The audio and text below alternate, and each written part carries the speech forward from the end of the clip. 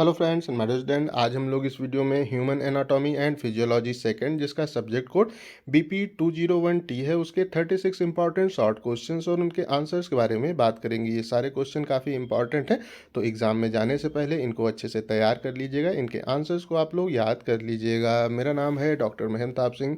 तो चलिए शुरू करते हैं। तो अगर हम लोग अपने पहले क्वेश्चन पे आते हैं तो क्वेश्चन नंबर 1 हमारा क्या है, define net filtration pressure and glomerular filtration rate GFR। तो जो हमारा GFR है काफ़ी इंपॉर्टेंट टॉपिक है, अक्सर एग्जाम में पूछा जाता है। तो अगर हम लोग इसके आंसर के बारे में बात करते हैं तो जो हमारा नेट फिल्ट्रेशन प्रेशर है जिसको हम लोग NFP से इंडिकेट करते हैं, ये हमारा वो टोटल प्रेशर होता है जो कि हमारी फिल्ट्रेशन की प्रोसेस को प्रमोट करता है, फिल्ट्रेशन को कराने का काम करता है। तो अगर हम लोग जो हमारा NFP है उसके कैलकुलेशन के बारे में बात करते हैं तो जो हमारा यहाँ पे होता है कह सकते हैं ग्लोमेरुलर ब्लड हाइड्रोस्टैटिक प्रेशर है जिसको हम लोग GBHP से इंडिकेट करते हैं। उसमें से अगर हम लोग जो हमारा अपोजिंग फोर्सेस हैं, अपोजिंग प्रेशर्स हैं, उसको अगर हम लोग घटा देते हैं तो उस कंडीशन में हम लोग आसानी से NFP को कैलकुलेट कर लेते हैं। तो हमारे यहाँ पे जो अपोजिंग फोर्स या प्रेशर है वो क्या होते हैं, तो जो हमारा कैप्सूल है उसका जो हाइड्रोस्टैटिक प्रेशर है जिसको हम लोग CHP से इंडिकेट करते हैं जो कि हमारा 30 mmHg के आसपास होता है, ये हमारा यहाँ पे अपोजिंग जो फोर्स है वो होता है। और हमारा जो होता है यहाँ पे कह सकते हैं कि ब्लड का जो हमारा होता है कोलाइड, उसका ऑस्मोटिक प्रेशर जो है जो कि हमारा BCOP कहलाता है जो कि 15 mmHg है।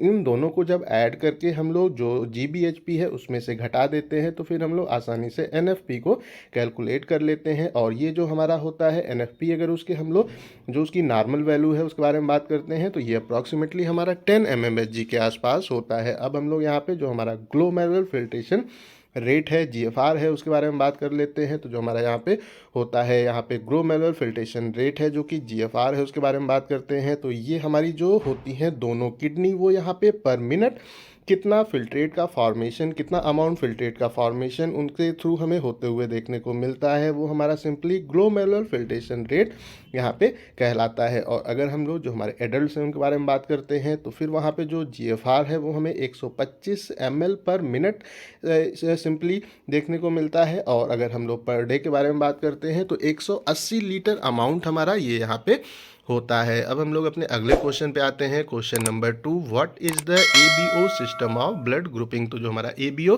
सिस्टम है ब्लड ग्रुपिंग का वो क्या होता है उसको हमें यहाँ पे शॉर्ट में एक्सप्लेन करना है। तो अगर हम लोग जो हमारे होते हैं ह्यूमंस, उनमें ब्लड के क्लासिफिकेशन के सिस्टम के बारे में बात करते हैं तो वो हमारा ABO ब्लड ग्रुपिंग सिस्टम यहाँ पे सिंपली कहलाता है। और ये बेस्ड होता है ऑन द जो हमारा होता है इनहेरेंट प्रॉपर्टीज ऑफ RBC है, उसके ऊपर ये यहाँ पे बेस्ड होता है। और इस कंडीशन में हमारा जो RBCs हैं उनकी जो हमारी सरफेस है उसके ऊपर हमारा जो एंटीजन A और एंटीजन B है वो अब्सेंट है कि प्रेजेंट है, उसके बेसिस पे हम लोग सिंपली यहाँ पे ब्लड को क्लासीफाई करने का काम करते हैं। तो यहाँ पे हम लोग अगर इस सिस्टम के थ्रू ब्लड के क्लासिफिकेशन के बारे में बात करते हैं तो हमारा ब्लड हमें सिंपली 4 टाइप में डिवाइड होते हुए देखने को मिलता है। यहाँ पे हमारा टाइप A है, टाइप B है, टाइप O है और टाइप AB ब्लड हमें सिंपली अपने ह्यूमंस में देखने को मिलता है। अब हम लोग अपने अगले क्वेश्चन पे आते हैं, question number 3, what is the fibrin write its role in blood coagulation. तो जो हमारा होता है ब्लड कोगुलेशन,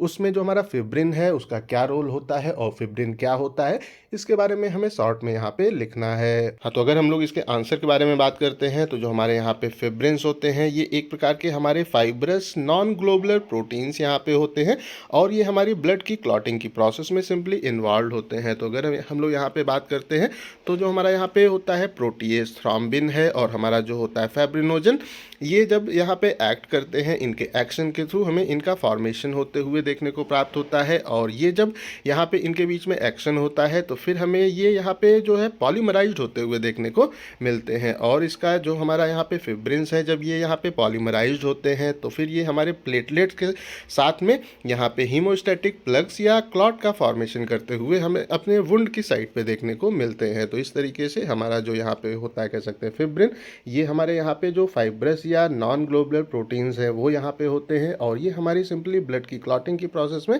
इन्वॉल्व होते हैं। अब हम लोग अपने अगले क्वेश्चन पे आते हैं। Question number 4, give function of the ADH and ANP hormones in the physiology of the urine formation. तो अगर हम लोग इसके आंसर के बारे में बात करते हैं तो हमारे यहाँ पे जो कुछ हार्मोन्स हैं जो कि हमारे एंटी डायोटिक हार्मोन्स ADH यहाँ पे जो है कहलाते हैं, ये हमारा जो पोस्टीरियर पिट्यूटरी है वहाँ पे फॉर्म होते हैं। और एक हमारा और हार्मोन है जो कि एल्डोस्टेरॉन है, जो कि हमारे एड्रिनल कॉर्टेक्स से यहाँ पे फॉर्म होता है।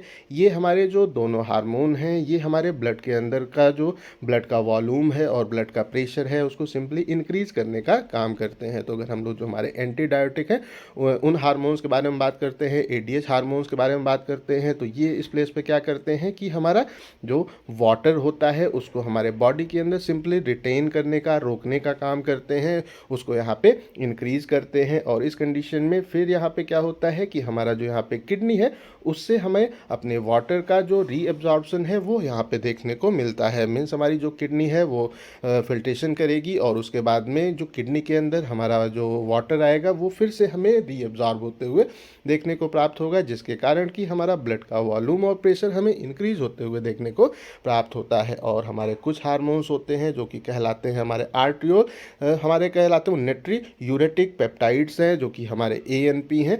वो यहाँ पे क्या करते हैं कि हमारी किडनी है उसके ऊपर जो होता है वेसोडाइलेटर इफेक्ट उसको एग्जर्ट करते हैं। और फिर यहाँ पे हमारा किडनी के अंदर सोडियम होता है, हमारे यूरिन के अंदर जो सोडियम होता है उसका हमें अपने यहाँ पे रीअब्जॉर्प्शन रिड्यूस होते हुए देखने को प्राप्त होता है। और ये दोनों जब आपस में एक्ट करते हैं, ये दोनों प्रोसेस जब कंबाइंड होती हैं तो फिर क्या होता है कि फिर हमारा जो साल्ट और हमारा जो होता है वाटर उसका हमें जो एलिमिनेशन है यूरिन के थ्रू हमें इंक्रीज होते हुए देखने को मिलता है। और इस कंडीशन में हमारा जो प्रेशर है वो हमें फिर से एक नॉर्मल जो रेंज है उसमें रिस्टोर होते हुए देखने को मिलता है। अब हम लोग अपने अगले क्वेश्चन पे आते हैं। Question number 5, what is the basal metabolic rate. तो जो हमारा बेसल मेटाबॉलिक रेट है वो क्या होता है, इसको हमें शॉर्ट में एक्सप्लेन करना है। तो अगर हम लोग जो हमारा होता है बेसल मेटाबॉलिक रेट जिसको हम लोग BMR से इंडिकेट करते हैं, ये हमारी वो नंबर ऑफ कैलोरीज हैं जो कि एक तरह से बर्न होती हैं।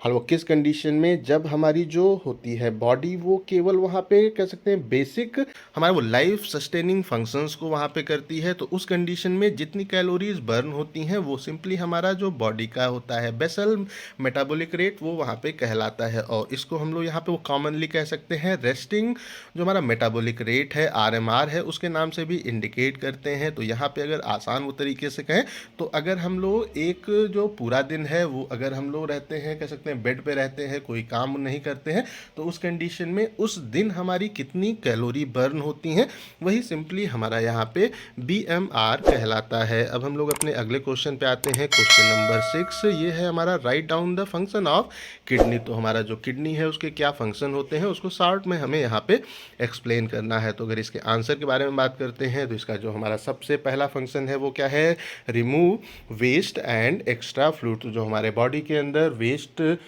जो मटेरियल है और एक्स्ट्रा फ्लूइड है उनको रिमूव करने का काम हमारे बॉडी से किडनी यहाँ पे जो है करता है। हमारा जो ब्लड प्रेशर है उसको भी कंट्रोल करने का काम जो हमारी किडनी है वो यहाँ पे जो है करती है। हमारी जो RBCs हैं उनका भी जो फॉर्मेशन की प्रक्रिया है उसमें भी ये यहाँ पे हेल्प करता है।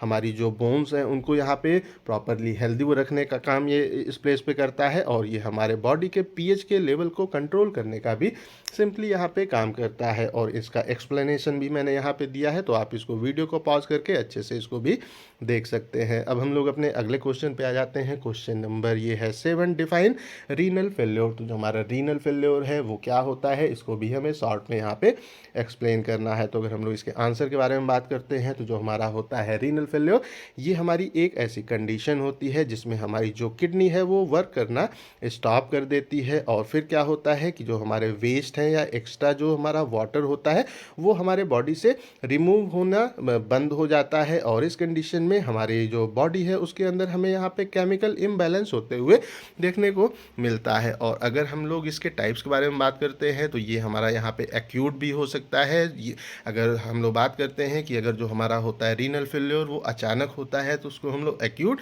या हम कह सकते हैं वो सीवियर हमारा जो रीनल फेल्योर है उसके नाम से इंडिकेट करते हैं। ये अक्सर हमें अगर कोई इंजरी वगैरह हो जाती है तो उस कंडीशन में हमें डेवलप होते हुए देखने को प्राप्त होता है, और इसको आसानी से ट्रीट किया जा सकता है और क्योर किया जा सकता है। बट अगर हम लोग जो इसका दूसरा टाइप है जो कि कहलाता है क्रोनिक रीनल फेल्योर, उसके बारे में बात करते हैं तो यहाँ पे ये हमें जो है वो धीरे धीरे ईयर बाय ईयर अपने बॉडी में डेवलप होते हुए देखने को प्राप्त होता है। और अगर इसके बारे में बात करते हैं ये जो हमारी कंडीशन है वो किस तरह से डेवलप होती है, तो अगर हमारे बॉडी में हाई ब्लड प्रेशर रहता है तो हमें यहाँ पे क्रोनिक रीनल फेल्योर होते हुए देखने को प्राप्त होता है, या अगर हमारा पेशेंट डायबिटिक है तो उस कंडीशन में भी हमें यहाँ पे क्रोनिक रीनल फेल्योर अपने पेशेंट में डेवलप होते हुए देखने को प्राप्त होता है। तो और ये जब डेवलप हो जाता है तो फिर इसको ट्रीट करना काफ़ी मुश्किल हो जाता है। अब हम लोग अपने अगले क्वेश्चन पे आते हैं, ये है क्वेश्चन नंबर 8।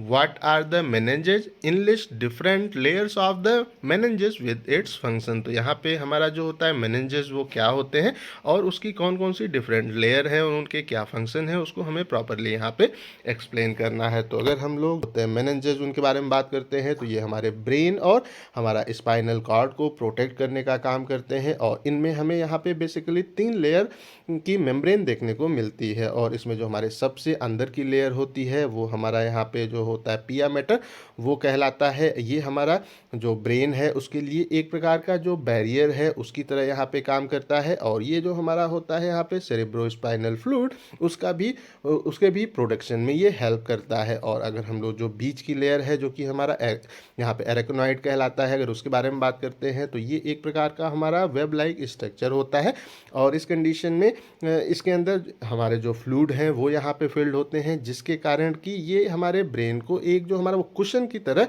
यहाँ पे काम करता है। और अगर हम लोग जो हमारी इसकी आउटर लेयर है उसके बारे में बात करते हैं तो ये हमारा जो होता है ड्यूरामीटर वो यहाँ पे कहलाता है, और ये हमारा जो हम कह सकते हैं कि हमारे ब्रेन से ब्लड जो हमारा लीव करता है वो हमें यहाँ से होते हुए देखने को मिलता है, और हमारा जो होता है यहाँ पे सेरेब्रोस्पाइनल फ्लूइड वो भी हमें अपने सर्कुलेशन में यहीं से री इंटर होते हुए देखने को मिलता है। अब हम लोग अपने अगले क्वेश्चन पे आ जाते हैं, question number 9। What are the excitatory and inhibitory neurotransmitter? तो जो हमारे एक्साइटेटरी और हमारे इनिबिटरी न्यूरोट्रांसमीटर्स होते हैं वो क्या होते हैं, इनको आपको यहाँ पे शॉर्ट में एक्सप्लेन करना है। तो अगर हम लोग जो हमारे एक्साइटेटरी न्यूरोट्रांसमीटर्स हैं उसके बारे में बात करते हैं तो ये हमारा जो होते हैं न्यूरॉन्स उनको एक्साइट करने का काम करते हैं। तो फिर हमारा जो न्यूरॉन्स है उनके अंदर जो मैसेजेस हैं वो यहाँ पे हमें फायर ऑफ होते हुए देखने को मिलते हैं। मीन्स ये जो उसकी हमारी वो नेक्स्ट सेल है उसमें हमें तेज़ी से ट्रांसफ़र होते हुए पास होते हुए देखने को मिलते हैं। अगर हम लोग इसके एग्जांपल्स के बारे में बात करते हैं तो जो हमारा ग्लूटामेट है, हमारा यहाँ पे एपिनेफ्रिन है या जो हमारा नॉर एपिनेफ्रिन है, ये हमारे यहाँ पे एक्साइटेटरी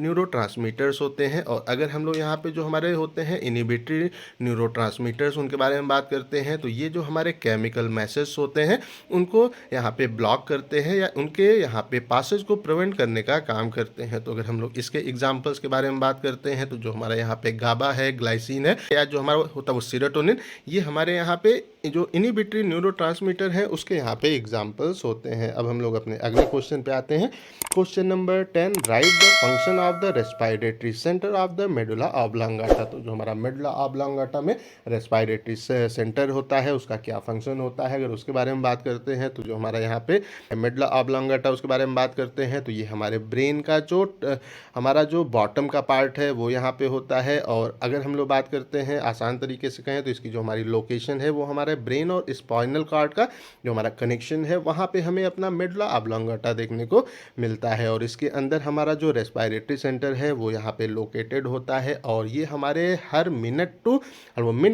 ब्रीदिंग के कंट्रोल को सिंपली यहाँ पे उसमें इन्वॉल्व होता है। और जब हमारा जो बॉडी है उसके अंदर कार्बन डाइऑक्साइड की कंसंट्रेशन इंक्रीज होती है तो फिर हमारा यहाँ पे जो होता है रेस्पिरेटरी सेंटर वो हमें स्टिमुलेट होते हुए देखने को मिलता है। अब हम लोग अपने अगले क्वेश्चन पे आ जाते हैं। Question number 11, what are the different brain waves of the EEG and give its clinical significance. हाँ, तो जो हमारा ईईजी है उसमें हमारे कौन कौन से अलग अलग प्रकार के ब्रेन वेव्स होते हैं, अगर उसके बारे में बात करते हैं तो इसके अगर आंसर को देख लेते हैं तो यहाँ पे हमें 4 प्रकार के जो हमारी होती हैं बेसिक फ्रीक्वेंसी ईईजी में वो हमें देखने को मिलती हैं। पहला है हमारा बीटा, दूसरा अल्फ़ा, तीसरा थीटा है और अंतिम है डेल्टा। तो अगर हम लोग जो अल्फ़ा है उसके बारे में बात करते हैं तो ये हमारा जो होता है रेस्टिंग स्टेट, ब्रेन की रेस्टिंग स्टेट है उसको सिंपली इंडिकेट करता है। इसमें जो हमारी फ्रीक्वेंसी है वो हमें 8 से 13 हर्ट्ज देखने को मिलती है। अगर हम लोग जो हमारा होता है बीटा उसके बारे में बात करते हैं तो जब हमारा ब्रेन एक्टिव होता है, हमारा ब्रेन कह सकते हैं कि होता है वर्किंग स्टेट में होता है, तो उस कंडीशन में जो हमारी वेव्स हैं वो हमें यहाँ पे बीटा वेव्स देखने को प्राप्त होती हैं। और ये जो हमारी यहाँ पे वेव्स होती हैं वो उस समय हमें देखने को मिलती हैं जब हम वहाँ पे अलर्ट होते हैं या हम लोग यहाँ पे जो हमारा प्रॉब्लम सॉल्विंग पे फोकस्ड होते हैं, तो उस कंडीशन में हमें बीटा वेव्स फॉर्म होते हुए देखने को मिलती हैं जो कि 14 से 30 हर्ट्ज के आसपास होती हैं। जो हमारा यहाँ पे होता है थीटा वेव, उसके बारे में बात करते हैं तो ये जब हम हल्की नींद में होते हैं तो हमें ये वेव अपने ईईजी में देखने को मिलता है जो कि हमारा 4 से 7 हर्ट्ज के आसपास होता है। और जो हमारा अंतिम है जो कि कहलाता है हमारा डेल्टा वेव्स, अगर उसके बारे में बात करते हैं तो जब हम लोग अच्छी नींद में होते हैं, रेस्टफुल नींद में होते हैं, तो उस कंडीशन में ये वेव हमें फॉर्म होते हुए ब्रेन से देखने को मिलती हैं और इसकी जो फ्रीक्वेंसी है वो हमें 1 से 3 हर्ट्ज के आसपास देखने को मिलती है। अब हम लोग अपने अगले क्वेश्चन पे आते हैं। Question number 12, what is the mucus, give its important function. तो जो हमारा म्यूकस है क्या है और इसके हमारे क्या इंपॉर्टेंट फंक्शंस हैं उसके बारे में हमें शॉर्ट में यहाँ पे लिखना है। तो अगर हम लोग इसके आंसर के बारे में बात करते हैं तो जो हमारा यहाँ पे म्यूकस है वो एक प्रकार का हमारा यहाँ पे स्लिपरी एक्वस सिक्रीशन होता है जो कि हमारे म्यूकस मेम्ब्रेन से हमें फॉर्म होते हुए देखने को मिलता है। और ये अधिकतर जो हमारा यहाँ पे म्यूकस ग्लैंड होती हैं म्यूकस मेम्ब्रेन में, उससे हमें प्रोड्यूस होते हुए देखने को मिलता है। और अगर हम लोग इसके इंपॉर्टेंट फंक्शन के बारे में बात करते हैं तो फिर ये हमारा जो हम कह सकते हैं वो लंग्स होते हैं, उनको यहाँ पे जो फॉरेन पार्टिकल्स हैं या जो हमारा जो हमारे वो केमिकल्स हैं जो कि हमारे लंग में इंटर करते हैं उसको क्लीन करने में ये सिंपली हमें हेल्प करता है। अब हम लोग अपने अगले क्वेश्चन पे आते हैं। What is an action potential. तो हमारा एक्शन पोटेंशियल क्या होता है इसको हमें शॉर्ट में एक्सप्लेन करना है। तो अगर हम लोग इसके आंसर के बारे में बात करते हैं तो जब हमारा जो होती हैं कह सकते हैं वो नर्व्स होती हैं वो इन्फॉर्मेशन एक्सॉन्स को जब ट्रांसफ़र करती हैं तो उस कंडीशन में जो पोटेंशियल जनरेट होता है वो सिंपली हमारा एक्शन पोटेंशियल यहाँ पे कहलाता है। और अगर हम लोग इस प्लेस पे अगर बात करते हैं तो न्यूरो साइंटिस्ट हैं वो हमारा यहाँ पे एक्शन पोटेंशियल वर्ड के प्लेस पे जो स्पाइक है या इम्पल्स है उसको अधिकतर यहाँ पे अब यूज़ करते हैं। अब हम लोग अपने अगले क्वेश्चन पे आते हैं।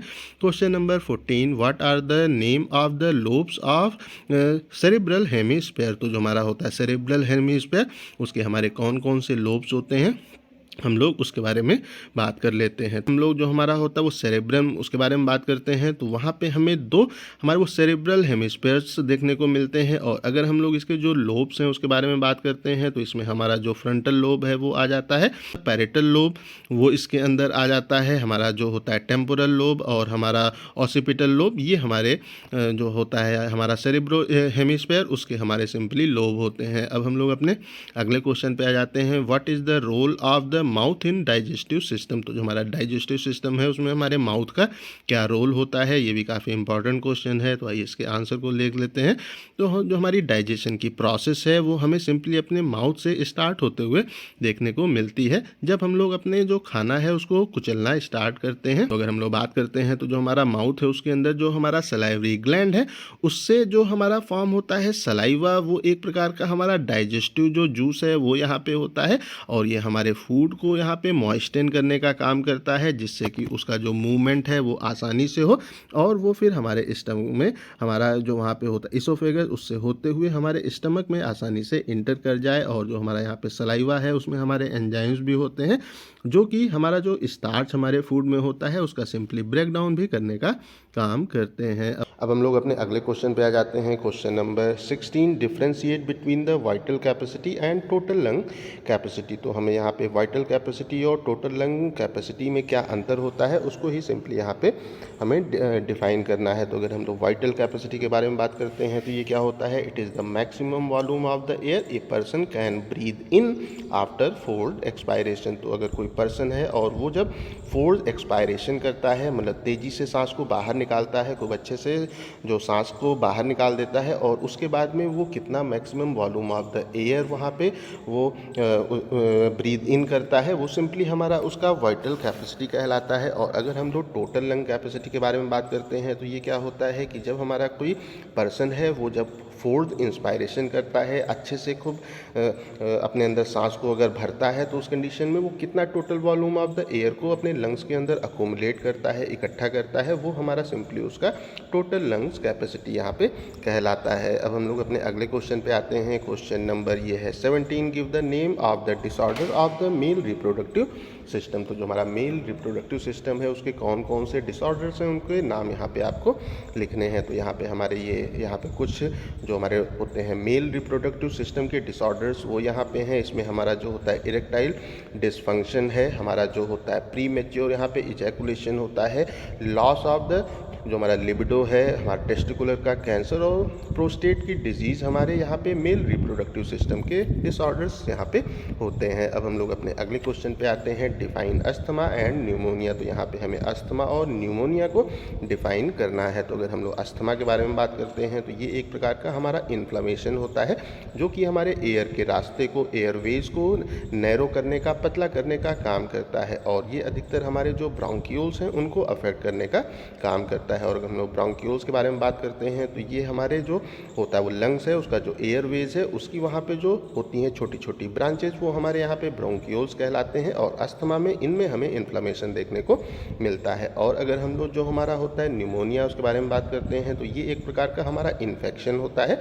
और ये भी अगर हम लोग बात करते हैं तो ये फिर यहाँ पे इस प्लेस पे क्या करता है कि ये हमारे एयर के जो सैक्स होते हैं और हमारे ब्रोंक्यूल्स हैं, इनको यहाँ पे इनके अंदर इन्फ्लेमेशन करने का काम करता है। और ये हमारा जो एक लंग है उसको भी अफेक्ट कर सकता है, या हमें ये दोनों लंग्स में होते हुए देखने को मिल सकता है। अब हम लोग अपने अगले क्वेश्चन पे आते हैं। Question number 19, enlist the function of the hormones. तो जो हमारे हार्मोन्स हैं उनके क्या क्या फंक्शंस होते हैं उनको हमें यहाँ पे शॉर्ट में लिखना है। तो अगर हम लोग हार्मोन्स के बारे में बात करते हैं तो ये हमारे बॉडी के अंदर जो अलग अलग प्रोसेसेस होती हैं उनको कंट्रोल करने का काम करते हैं।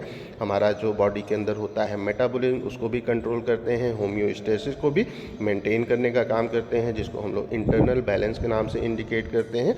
ये हमारा जो ब्लड प्रेशर है या हमारा ब्लड में जो शुगर का लेवल है उसको भी यहाँ पे प्रॉपरली रेगुलेट करने का काम करते हैं। हमारे बॉडी के अंदर फ्लूइड जो कि हमारा वाटर होता है और इलेक्ट्रोलाइट के जो बैलेंस है उसको भी मेंटेन करने का काम करते हैं। बॉडी के टेम्परेचर को भी मेंटेन हार्मोन्स करते हैं, और हमारे बॉडी का ग्रोथ और डेवलपमेंट को भी हमारे जो हार्मोन्स हैं वो कंट्रोल करने का काम करते हैं। अब हम लोग अपने अगले क्वेश्चन पे आते हैं। क्वेश्चन नंबर 20, ये है हमारा briefly explain the Cushing syndrome. तो जो हमारा कुसिंग सिंड्रोम है वो क्या होता है, इसको हमें शॉर्ट में यहाँ पे एक्सप्लेन करना है। तो अगर हमारा जो हमारी बॉडी है उसके अंदर जो हमारे होते हैं कार्टिकोस्टेरॉइड्स होते हैं, उनकी अगर हमारे जो बॉडी है उसमें काफ़ी ज़्यादा कार्टिकोस्टेरॉइड हो जाते हैं तो वो हमारी कंडीशन यहाँ पे सिंपली जो होता है कुसिंग सिंड्रोम वो यहाँ पे कहलाती है। और ये जो हमारा होता है पिट्यूटरी ग्लैंड वहाँ से हमें स्टार्ट होते हुए देखने को प्राप्त होता है। और अगर हम लोग बात करते हैं तो इस कंडीशन में क्या है कि हमारा जो ग्लैंड है वो इस प्लेस पे कि जो हमारा एड्रेनोकार्टिकोट्रोपिक हार्मोन्स हैं जिसको हम लोग ACTH करते हैं, उसको ये हमारे ग्लैंड्स काफ़ी ज़्यादा बनाना स्टार्ट कर देते हैं। और फिर ये हमारा जो एड्रिनल ग्लैंड है उससे फिर यहाँ पे जो हमारे कार्टिकोस्टेरॉइड है उनको काफ़ी ज़्यादा बनाना स्टार्ट कर देते हैं। और जब हमारे जो बॉडी है उसके अंदर कार्टिकोस्टेरॉइड ज़्यादा हो जाते हैं तो उस कंडीशन में जो कंडीशन डेवलप होती है उसको सिंपली हम लोग कुसिंग सिंड्रोम के नाम से इंडिकेट करते हैं। अब हम लोग अपने अगले क्वेश्चन पे आ जाते हैं। Question number 21, where does the fertilization take place in the females. तो जो फीमेल्स हैं उनके अंदर फर्टिलाइजेशन कहाँ पे स्टार्ट होता है। तो अगर हम लोग इसके आंसर के बारे में बात करते हैं तो जो हमारा यहाँ पे होता है एग और स्पर्म है उसका जो फर्टिलाइजेशन है वो हमें जो फीमेल्स हैं उनके जो होता है यहाँ पे फॉलोपियन ट्यूब्स उनमें हमें स्टार्ट होते हुए देखने को मिलता है। उसके बाद में जो हमारे फर्टिलाइज जो एग हैं फिर वो जो यूटेरस है वहाँ पे मूव होते हुए हमें देखने को मिलते हैं। और फिर जो हमारी फीमेल्स हैं उनके अंदर जो होता है यूटेराइन लाइनिंग है वहाँ पे फिर वो इम्प्लांट हो जाते हैं और फिर वहाँ से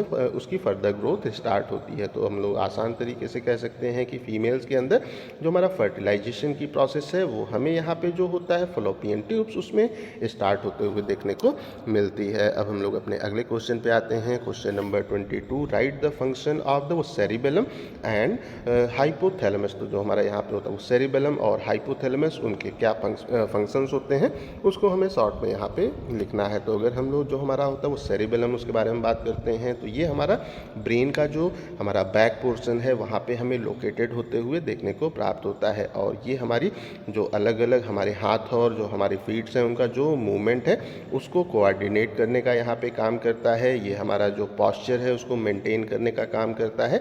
हमारा जो बॉडी का बैलेंस है या इक्विलिब्रियम है उसको सिंपली ये मेंटेन करने का काम करता है। और अगर हम लोग जो हमारा हाइपोथैलेमस है उसके बारे में बात करते हैं तो फिर ये हमारा हम कह सकते हैं कि जो हमारा होता है body smart control coordinating centre है उसकी तरह सिंपली ये एक्ट करता है। और ये हमारा इस प्लेस पे जो हमारे बॉडी की स्टेबल स्टेट है उसको यहाँ पे उसमें बॉडी को मेंटेन करने का काम करता है। और बॉडी की जो होम्योस्टेटिस है उसको सिंपली ये यहाँ पे मेंटेन करने का काम करता है। अब हम लोग अपने अगले क्वेश्चन पे आते हैं। Question number 23, define the tidal and residual volume. तो यहाँ पे हमें टाइडल वॉल्यूम क्या होता है और हमारा जो होता है रेजिडुअल वॉल्यूम वो यहाँ पे क्या होता है उसको शॉर्ट में डिफाइन करना है। तो अगर हम लोग इसके आंसर के बारे में बात करते हैं तो जो हमारा टाइडल वॉल्यूम है जिसको हम लोग टीवी से इंडिकेट करते हैं वो क्या होता है, is the volume of the air inspired are expired during the normal breath. तो जब हम लोग आसानी से सांस लेते या उसको छोड़ते हैं तो उस कंडीशन में हम कितने वॉल्यूम एयर को इंस्पायर कर रहे हैं, अंदर ले रहे हैं या एक्सपायर कर रहे हैं, उसको बाहर कर रहे हैं, वो हमारा सिंपली टाइडल वॉल्यूम यहाँ पे कहलाता है। और ये अप्रॉक्सीमेटली हमारा 500 ml के आसपास होता है अगर हम लोग जो हमारे हेल्दी इंडिविजुअल हैं उनके बारे में बात करते हैं। और अगर हम लोग यहाँ पे 1 मिनट में बात करते हैं तो हम अप्रॉक्सीमेटली यहाँ पे 6 से 8 लीटर एयर को हम यहाँ पे जो है इनहेल करते हैं या एक्सपायर करने का काम करते हैं। उसके बाद में अगर हम लोग जो हमारा रेजिडुअल वॉल्यूम है आरवी है उसके बारे में बात करते हैं तो वो क्या होता है, is the volume of the air remain in the lungs after a forced expiration. तो अगर हम लोग खूब अच्छे से वो तेज़ी से सांस को बाहर करते हैं उसके बाद भी जो एयर हमारे लंग्स के अंदर बच जाती है उसका वॉल्यूम हमारा सिंपली यहाँ पे रेजिडुअल वॉल्यूम कहलाता है। और ये अप्रॉक्सीमेटली हमारा यहाँ पे कह सकते हो 1100 जो ml है या हमारा 1200 ml के बीच में हमें अपने लंग्स का जो हमारा वो रेजिडुअल वॉल्यूम है वो सिंपली देखने को मिलता है। अब हम लोग अपने अगले क्वेश्चन पे आते हैं। क्वेश्चन नंबर 24, ये है हमारा mention any 2 function of the liver. तो यहाँ पे हमें कोई 2 लीवर के फंक्शन को यहाँ पे लिखना है। तो अगर हम लोग इसके आंसर के बारे में बात करते हैं तो यहाँ पे हमने अप्रॉक्सीमेटली यहाँ पे 4 से 5 लीवर के जो फंक्शन है उनको लिया है। इनमें से जो आपको अच्छे से याद हो जाए उनको आप एग्ज़ाम में लिख सकते हैं। तो इसमें जो हमारा पहला फंक्शन है वो फिल्ट्रेशन है। ये क्या करता है कि जो हमारा यहाँ पे लीवर है वो हमारा जब ब्लड का ब्रेकडाउन होता है तो उससे जो हार्मफुल सब्सटेंस हमारे बॉडी में आते हैं उसको हमारा लीवर सिंपली यहाँ से फिल्टर करने का काम करता है। ये हमारा जो होता है वो डाइजेशन की प्रोसेस उसमें भी ये हेल्प करता है। इससे जो हमारा बाइल सिक्रीट होता है फिर वो हमारा जो होता है वो डाइजेशन की प्रोसेस उसमें एक इम्पॉर्टेंट रोल प्ले करता है। ये हमारे बॉडी के अंदर जो मेटाबॉलिज्म है उसका जो होता है हमारा डिटॉक्सिफिकेशन उसको भी करने का काम करता है। लीवर के अंदर हमें प्रोटीन की सिंथेसिस भी होते हुए देखने को प्राप्त होती है। और ये हमारे जो विटामिन हैं मिनरल्स हैं उनको भी स्टोर करने का काम करता है। तो ये हमारे कुछ फंक्शन हैं जो कि हमारे लीवर के फंक्शंस होते हैं। अब हम लोग अपने अगले क्वेश्चन पे आते हैं। क्वेश्चन नंबर 25, ये है हमारा enumerate all the endocrine gland present in the body. तो हमारे बॉडी में जो इंडोक्राइन ग्लैंड है उनको हमें यहाँ पे के नाम हमें सिंपली यहाँ पे लिखना है। तो अगर हम लोग इंडोक्राइन ग्लैंड के बारे में बात करते हैं तो जो हमारा यहाँ पे होता है पिट्यूटरी, जो हमारा थायराइड है, हमारा पैराथायराइड है, वो थाइमस होता है, एड्रिनल ग्लैंड है, ये हमारे बॉडी के कुछ इंपॉर्टेंट इंडोक्राइन ग्लैंड्स होते हैं। और अगर हम लोग जो इंडोक्राइन ग्लैंड है उनके बारे में बात करते हैं तो हमारा पेनक्रियाज है, ओवरी है और टेस्टिस है, ये भी हमारे इंडोक्राइन ग्लैंड यहाँ पे होते हैं। अब हम लोग अपने अगले क्वेश्चन पे आते हैं। क्वेश्चन नंबर 26, 36 ये हमारा वो डिफाइन गैमेटोजेनेसिस। तो जो हमारा यहाँ पे गैमेटोजेनेसिस है उसको हमें सिंपली डिफाइन करना है। तो अगर हम लोग जो हमारा गैमेटोजेनेसिस है उसके बारे में बात करते हैं तो ये एक हमारी ऐसी प्रोसेस होती है जिसमें हमारे जो होते हैं गैमेट्स या हमारे जर्म सेल्स होते हैं उनका प्रोडक्शन हमें ऑर्गेनिज्म में होते हुए देखने को मिलता है। अगर हम लोग जो हमारा यहाँ पे ओजेनेसिस है उसके बारे में बात करते हैं तो इसमें हमारा जो हम कह सकते हैं कि जो होते एग सेल्स होते हैं या ओवा होता है उसके फॉर्मेशन की जो हमारी टेक्निक है वो यहाँ पे ओ जो जेनेसिस है वो कहलाती है। और अगर हम लोग स्पर्मेटो जो जेनेसिस है उसके बारे में बात करते हैं तो इसमें हमारा स्पर्म सेल या स्पर्मेटोजोआ का फॉर्मेशन हमारा स्पर्मेटोजेनेसिस यहाँ पे सिंपली कहलाती है। तो अगर हम लोग जो हमारा यहाँ पे होता है वो गैमेटोजेनेसिस उसमें हमारे जो होते हैं गैमेट्स होते हैं हमारे होते हैं वो जर्म सेल्स होते हैं उनका प्रोडक्शन हमारा यहाँ पे गैमेटोजेनेसिस कहलाता है। अब हम लोग अपने अगले क्वेश्चन पे आते हैं, question number 27, what is the transcription and translation. तो हमारा ट्रांसक्रिप्शन और ट्रांसलेशन क्या होता है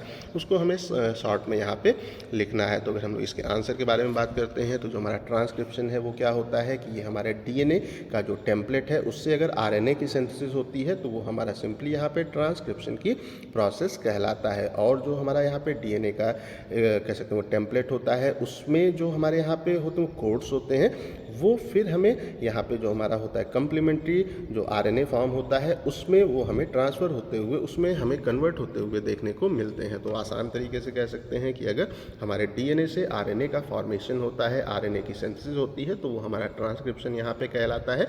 और अगर हम लोग ट्रांसलेशन के बारे में बात करते हैं तो यहाँ पे जो हमारा मैसेंजर आरएनए है उससे प्रोटीन की सिंथेसिस हमारा ट्रांसलेशन की प्रोसेस कहलाती है। तो जो हमारा यहाँ पे होता है कह सकते हैं मैसेंजर आरएनए है उसके अंदर जो हमारे कोड्स होते हैं वो फिर जो उसके थ्रू फिर हमें प्रोटीन के अंदर जो अमीनो एसिड का सीक्वेंस है वो हमें बनते हुए देखने को मिलता है और इस प्रोसेस को हम लोग ट्रांसलेशन सिंपली कहते हैं। अब हम लोग अपने अगले क्वेश्चन पे आते हैं, question number 28, name 2 hormones secreted by ovary. तो यहाँ पे हमें उन 2 हार्मोन्स के नाम लिखने हैं जो कि हमारे ओवरी से सिक्रीट होते हैं। तो अगर हम लोग इसके आंसर के बारे में बात करते हैं तो जो हमारा एस्ट्रोजन है और हमारा होता है प्रोजेस्टेरॉन, ये हमारे ऐसे हार्मोन्स हैं जो ओवरी से हमें सिक्रीट होते हुए देखने को प्राप्त होते हैं। और ये हम कह सकते हैं कि काफ़ी इंपॉर्टेंट हमारे हार्मोन्स होते हैं जो कि जो हमारा होता है वो रिप्रोडक्टिव डेवलपमेंट है या जो हमारी होती है फीमेल्स उनके अंदर जो होता है मेंस्ट्रुएशन उसमें काफ़ी इंपॉर्टेंट रोल प्ले करता है। अब हम लोग अपने अगले क्वेश्चन पे आते हैं, question number 29, name 2 corneal nerves. तो यहाँ पे हमें 2 कॉर्नियल नर्व्स के नाम यहाँ पे लिखने हैं। अगर हम लोग इसके आंसर के बारे में बात करते हैं तो इतनी सारी यहाँ पे हमारी कॉर्नियल जो नर्व्स हैं वो होती हैं, इनमें से कोई भी 2 नाम आप लोग आसानी से यहाँ पे अपने हिसाब से जो आपको याद हो जाए उनको आप यहाँ पर लिख सकते हैं। उसके आगे जो उसके जो फंक्शंस हैं उसको भी मैंने आगे इंडिकेट कर दिया है, तो उसको भी अगर आप याद कर लेंगे तो आपके लिए काफ़ी अच्छा होगा। तो यहाँ पे आपको खाली वो 2 नहीं याद करने हैं, कम से कम इसमें से 5 आप लोग याद कर लीजिएगा, क्योंकि एग्ज़ाम में जो आपसे वो 2 भी पूछ सकता है, 3 भी पूछ सकता है और 5 भी पूछ सकता है। अब हम लोग अपने अगले क्वेश्चन पे आते हैं, क्वेश्चन नंबर 30। ये हमारा discuss various function of the brain. तो जो हमारा ब्रेन है उसके हमारे कौन कौन से फंक्शंस होते हैं उसको हमें यहाँ पे एक्सप्लेन करना है। तो अगर हम लोग बात करते हैं कि जो हमारा ब्रेन होता है उसके अगर हम लोग फंक्शन के बारे में बात करते हैं तो फिर ये हमारी जो थॉट है उसको यहाँ पे कंट्रोल करता है। हमारी जो होती है कह सकते हैं मेमोरी है वो भी उसको भी स्टोर करना हमारे ब्रेन का यहाँ पे फंक्शन होता है। हमारा जो होता है इमोशन है, हमारा होता है वो टच होता है, हमारी जो होती है मोटर स्किल है, हमारा जो होता है विज़न, ब्रीदिंग, टेम्परेचर, हंगर और हमारा जो बॉडी की जो भी प्रोसेस है उनको प्रॉपरली कंट्रोल करने का काम हमारा ब्रेन का यहाँ पे होता है। अब हम लोग अपने अगले क्वेश्चन पे आते हैं, question number 31, what do you mean by the menopause. तो मीनोपॉज का क्या मतलब होता है उसको हमें यहाँ पे लिखना है। तो ये जो हमारा मीनोपॉज है ये वो टाइम होता है जब जो हमारी फीमेल्स हैं उनकी ओवरी हार्मोन्स को प्रोड्यूस करना स्टॉप कर देती हैं। उनका जो होता है मेंस्ट्रुअल पीरियड वो जब स्टॉप हो जाता है तो वो टाइम वो उनकी लाइफ का टाइम जो है मीनोपॉज कहलाता है। तो अगर हम लोग बात करते हैं तो अधिकतर जो फीमेल्स होती हैं उनकी 50 एज के बाद में उनका जो होता है वो नेचुरल जो होता है मीनोपॉज वो वहाँ पे हो जाता है। अगर हम लोग बात करते हैं तो हमारा जो यहाँ पे होता है मीनोपॉज वो जो अगर हमारी कोई फीमेल है और उसके अगर 12 महीने तक पीरियड्स नहीं आते हैं तो उस कंडीशन में वो फिर उसके बाद का टाइम यहाँ पे मीनोपॉज कॉज कहलाता है। अब हम लोग अपने अगले क्वेश्चन पे आते हैं, question number 32। What is the digestive system, mention various process of the digestion system. तो जो हमारा यहाँ पे वो डाइजेस्टिव सिस्टम है उसको हमें क्या होता है उसको भी एक्सप्लेन करना है और उसकी जो अलग अलग प्रोसेस हैं उनको भी मेंशन करना है। तो अगर हम लोग जो हमारा यहाँ पे डाइजेस्टिव सिस्टम है उसके बारे में बात करते हैं तो ये हमारा जो हमारा फूड होता है और हमारे लिक्विड होते हैं उनका हमारे बॉडी के अंदर जो होता है वो डाइजेशन, उसके हमारे जो ऑर्गन्स होते हैं वो हमारे सिंपली डाइजेस्टिव सिस्टम के अंतर्गत आते हैं। या हम आसान तरीके से कह सकते हैं कि जो फूड और लिक्विड को है उसका जो हमारा डाइजेशन है उसके लिए इम्पॉर्टेंट जो ऑर्गन्स हैं वो डाइजेस्टिव सिस्टम को सिंपली बनाने का काम करते हैं। तो अगर हम लोग इसके बारे में बात करते हैं तो इसमें जो हमारा माउथ है वो आ जाता है, थ्रोट आ जाता है, हमारा जो इसोफेगस है, स्टमक है, स्मॉल इंटेस्टाइन है, लार्ज इंटेस्टाइन है, रेक्टम है और एनस है। ये सब हमारे यहाँ पे जो हमारा डाइजेस्टिव सिस्टम है उसके सिंपली यहाँ पे पार्ट होते हैं। और अगर हम लोग यहाँ पे बात करते हैं तो जो हमारी प्रोसेस ये होती है इसमें हमारा फूड का जो इनटेक है उसका जो हमारे फूड की जो उसका वो केमिकल डिग्रेडेशन होता है या उसका जो मैकेनिकल डिग्रेडेशन होता है ये भी इसकी एक प्रोसेस होती है। फूड के अंदर से न्यूट्रिएंट का एब्जॉर्प्शन भी हमारा जो होता है वो डाइजेस्टिव सिस्टम उसकी एक प्रोसेस होती है। और फिर उसके बाद में इनडाइजेस्टेड फूड होता है, फिर उसको बॉडी से रिमूव करना भी हमारे डाइजेस्टिव सिस्टम की यहाँ पे एक प्रोसेस होती है। अब हम लोग अपने अगले क्वेश्चन पे आते हैं, question number 33। What is the peptic ulcer. तो पेप्टिक अल्सर क्या होता है उसको हमें यहाँ पे एक्सप्लेन करना है। तो अगर हम लोग इसके आंसर के बारे में बात करते हैं तो अगर जो हमारा डाइजेस्टिव ट्रैक है उसमें स्पेशली हमारा जो स्टमक है या हमारा होता है वो ड्यूडेनम, उसकी जो लाइनिंग्स होती हैं वहाँ जो म्यूकोसा है उसमें अगर घाव वगैरह हो जाते, वो लेसन्स वगैरह हो जाते हैं तो उसको हम लोग सिंपली पेप्टिक अल्सर यहाँ पे कहते हैं। और ये अक्सर हमें जो हमारा पेप्सिन है या स्टमक का एसिड है उसके कारण हमें देखने को मिलता है। और अगर हम लोग इसके जो हमारे कॉजेज़ हैं उसके बारे में बात करते हैं तो हमारा एक जो बैक्टीरिया है जो कि कहलाता है हेलिकोबैक्टर, हमारा यहाँ पे पाइलोरी है, एच पाइलोरी के नाम से इंडिकेट करते हैं, उसका इन्फेक्शन अगर होता है तो वो यहाँ पे पेप्टिक अल्सर को कॉज करने का काम करता है। या जो हमारे non steroidal anti inflammatory drugs होती हैं अगर उसको हम लोग लॉन्ग टाइम तक यूज़ करते हैं, इसमें हमारा जो होता है आइब्रूफेन है वो आ जाता है और हमारा वो नेप्रॉक्सन सोडियम है, अगर इसको हम लोग लॉन्ग टाइम तक यूज़ करते हैं तो फिर हमें अपने जो हमारा स्टमक है उसमें पेप्टिक अल्सर होते हुए देखने को मिलता है। अब हम लोग अपने अगले क्वेश्चन पे आते हैं, क्वेश्चन नंबर 34। ये है हमारा enlist the various organs of the urinary system. तो जो हमारा यूरिनरी सिस्टम है उसके हमें अलग अलग जो ऑर्गन्स है उसको यहाँ पे हमें इनलिस्ट करना है। तो अगर हम लोग इसके आंसर के बारे में बात करते हैं तो जो हमारा यहाँ पे यूरिनरी सिस्टम है उसमें हमारा किडनी आ जाता है, हमारा जो होता है वो रीनल जो पेल्विस है वो इसके अंदर आ जाता है, हमारा जो होता है यूटेरस, ब्लैडर है या यूरेथ्रा है, ये सब हमारे यूरिनरी सिस्टम के सिंपली यहाँ पे ऑर्गन्स होते हैं। अब हम लोग अपने अगले क्वेश्चन पे आते हैं, question number 35। What is the reflex action. तो जो हमारा रिफ्लेक्स एक्शन है वो क्या होता है उसको हमें शॉर्ट में यहाँ पे एक्सप्लेन करना है। तो अगर हम लोग रिफ्लेक्स एक्शन के बारे में बात करते हैं तो इसको हम लोग डिफाइन कर सकते हैं as spontaneous, automatically and a mechanical response to a stimuli without the will of a living being। तो अगर हमारी इच्छा न होने पे भी अगर कोई स्पॉन्टेनियस और ऑटोमेटिक हमारा मैकेनिकल रिस्पांस हम शो करते हैं तो वो फिर हमारा सिंपली रिफ्लेक्स एक्शन कहलाता है। तो कोई चीज़ अचानक हमारे साथ होती है वो लाइक अगर कोई हमारे स्किन के ऊपर कोई मच्छर काट रहा है तो ऑटोमेटिकली हमारी इच्छा अगर नहीं भी है तब भी हमारा हाथ उसके ऊपर हो जाता है। या अचानक कोई आपकी आँख के पास कोई अगर आपका कीड़ा आ रहा है, कुछ आ रहा है तो जो हमारी आँखों की जो होती हैं पलक वो अपने आप क्लोज हो जाती हैं, वहाँ पे ब्रेन इन्वॉल्व नहीं होता है, ऑटोमेटिक और हमारा स्पॉन्टेनियस जो मैकेनिकल रिस्पांस है किसी स्टिमुलाई के अगेंस्ट वो सिंपली हमारा यहाँ पे रिफ्लेक्स एक्शन कहलाता है। अब हम लोग अपने अंतिम क्वेश्चन पे आते हैं, question number 36। What is negative feedback mechanism in hormone regulation. तो जो हमारा हार्मोन रेगुलेशन है उसमें हमारी जो नेगेटिव फीडबैक मैकेनिज्म है वो क्या होती है। तो अगर आंसर के बारे में बात करते हैं तो जो हमारा नेगेटिव फीडबैक मैकेनिज्म या लूप होता है इसको हम लोग यहाँ पे इनिबिटरी लूप के नाम से भी इंडिकेट करते हैं और ये एक प्रकार का हमारा सेल्फ रेगुलेटिंग सिस्टम यहाँ पे होता है। तो अगर हम लोग जो हमारा नेगेटिव फीडबैक का मैकेनिज्म है उसके बारे में बात करते हैं तो अगर कोई हमारा सब्सटेंस है, कोई हार्मोन है, उसका जब प्रोडक्शन, उसका जो आउटपुट है जब वो इंक्रीज हो जाता है, वो काफ़ी ज़्यादा हो जाता है तो फिर हमारा जो उसका वहाँ प्रोडक्शन है उसको वो वहाँ पे हमें हमारा जो सिस्टम है ऑटोमेटिकली उसको इनिबिट करने का काम काम करता है। तो इस कंडीशन में अगर हम लोग बात करते हैं कि अगर कोई हमारा प्रोटीन या हार्मोन है उसका हमारे बॉडी के अंदर लेवल काफ़ी ज़्यादा हो जाता है, तो फिर हमारी जो बॉडी है उसको वहाँ पे रिड्यूस करने का काम करती है, और ये हमारा जो निगेटिव फीडबैक मैकेनिज्म है उसके थ्रू हमें देखने को मिलता है। तो आई थिंक सो ये जो क्वेश्चंस हैं आप लोगों को प्रॉपरली समझ में आ गए होंगे। अगर अभी भी कहीं कोई कन्फ्यूज़न है तो आप कमेंट करके पूछ सकते हैं। ये सारे इंपॉर्टेंट क्वेश्चन हैं, तो इनको अच्छे से एग्जाम में प्रिपेयर कर लीजिएगा। और अगर ये वीडियो आपको पसंद आया हो तो इस वीडियो को लाइक करें, अपने दोस्तों के साथ शेयर करें, और ऐसे ही वीडियोज़ को देखने के लिए हमारे चैनल को सब्सक्राइब करना बिल्कुल भी ना भूलें, और हमारे ऐप को भी इंस्टॉल करना बिल्कुल भी ना भूलें। Thank you.